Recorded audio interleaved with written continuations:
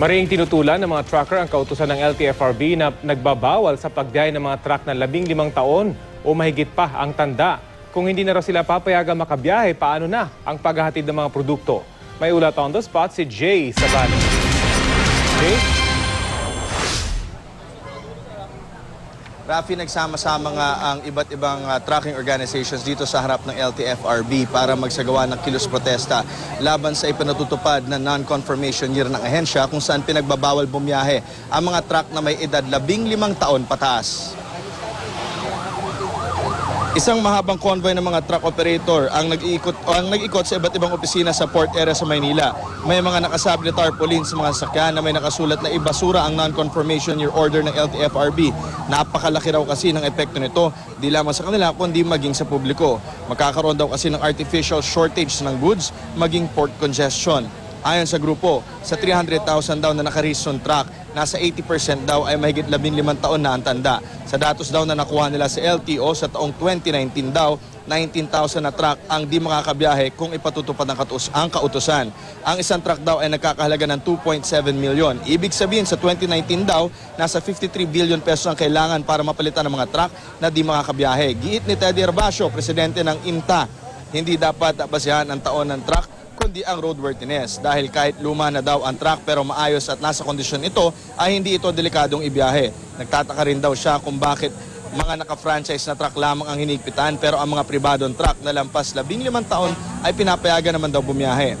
Mula naman sa MPI, nagpunta na rin sila sa EPPA at tumulak dito nga sa LTFRB kung saan nagsagawa sila ng kilos protesta kasama na rin ang Bulacan Truckers. Sabi ni Edgardo Galvez, na presidente ng Bulacan Truckers, biglaan daw masyadong pagpapatupad at kinakailangan magkaroon muna ng moratorium para mapagandahan daw nila ang nais ng ahensya. Hindi ganun kadali para itong bilang ng mga truck na ito ay ma-reflect. At kung tutuusin natin, yung 19,000 truck, kung ito ay magkakahalaga ng 2.7 million, it will cost us about 53 billion to reflect. At wala tayong ganong kalaking pera. Sana bigyan nga ng moratorium yung implementation ng phase out ng mga 15 years na edad ng mga truck. Dito na pini-implement ng LTFRB. Sana bigyan kami ng pagkakataon na mapagayakan namin kung saan namin dadalhin yung mga ipi-phase out na yun. Nasa 200 sasakyan naman ng mga operators ng truck ang nasa LTFRB ngayon, naririto sa aking likuran kung saan nagsasagawa nga sila ng kilos protesta. Ayon sa kanila, nais nila makausap ang LTFRB para nga sa mismong moratorium. Kung hindi naman daw ito mapagbibigyan, ay magtutuloy-tuloy daw ang kanilang kilos protesta sa pamamagitan ng noise barrage at pagdadala rin ng mga truck nila rito. At kung hindi pa rin daw makikinig, ay mapipilitan silang pumarada na lamang at hayaan na lang walang bumabiyahing truck sa lansangan. At yan muna ang litas mula dito sa LTFRB. Balik si Rafi.